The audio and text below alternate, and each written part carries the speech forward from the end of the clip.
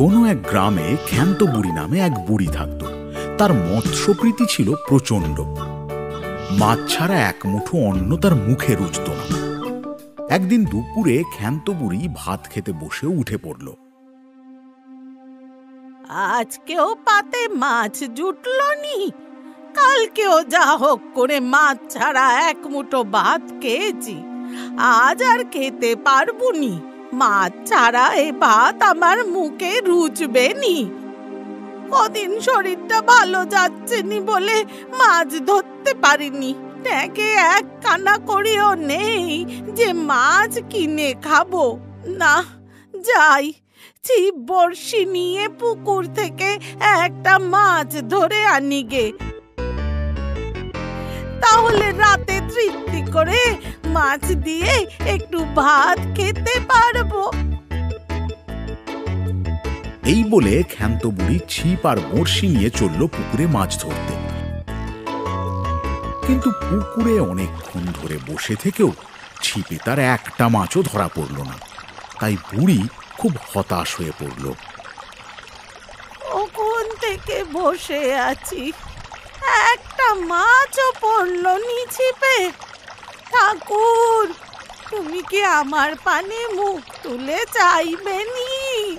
তুমি তো জানো মাছ ছাড়া আমি এক বেলাও তৃপ্তি করে খেতে পারিনি। এই বয়সে কি আমার এইটুকু ইচ্ছা পূরণ করবে নি? না, আর একটু চেষ্টা করে দেখি, যদি কিছু হয়। ক্ষান্ত বুড়ি আবার আশা নিয়ে মাছ ধরতে লাগল। এদিকে খিদেতে অবসন্ন ও বয়সের ভারে অপোক্ত শরীরে ক্লান্তি নেমে আসে, এবং কখন যে তার চোখ দুটো বুজে আসে বুড়ি তার টেরই পায় না। মাছ ধরতে ধরতে ঘুমিয়ে পড়ে সে।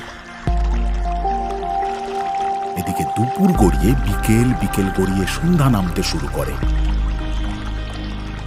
হঠাৎ ছিপে কিছু একটা টান পড়ায় ক্ষান্ত বুড়ির ঘুম ভেঙে যায়।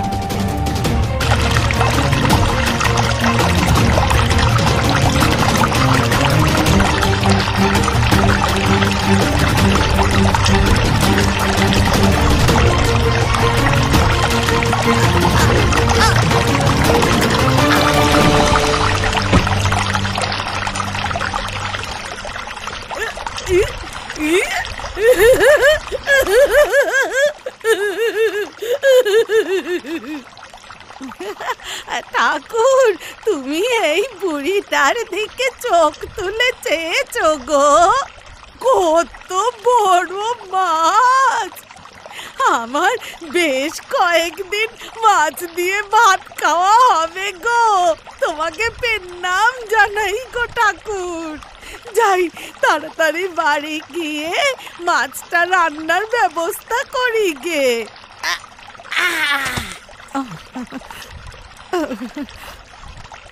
এই বলে ক্ষান্ত বুড়ি এক হাতে মাছ নিয়ে তাড়াতাড়ি বাড়ির দিকে হাঁটতে শুরু করলো। এদিকে সন্ধ্যা নেমে গেছে, পথঘাট ফাঁকা, তার উপর আবার জঙ্গলের পথ। তাই ক্ষান্ত বুড়ি খুব তাড়াতাড়ি পা চালাতে লাগলো।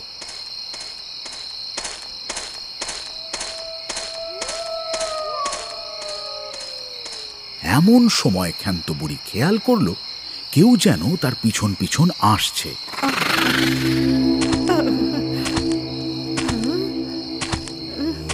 কে রে, আমার পিছু পিছু আসিস? আমি শাকচুন্নি। আমাকে তোর হাতের মাছটা দিয়ে যা। কি বললি? আমার কষ্ট করে ধরা শখের মাছ তোকে দিয়ে দেব? আমি যে কদিন মাছ ছাড়া ভাত খাইনি, তাহলে আমি কি খাবো? সে আমি জানি না, তুই আমায় মাছ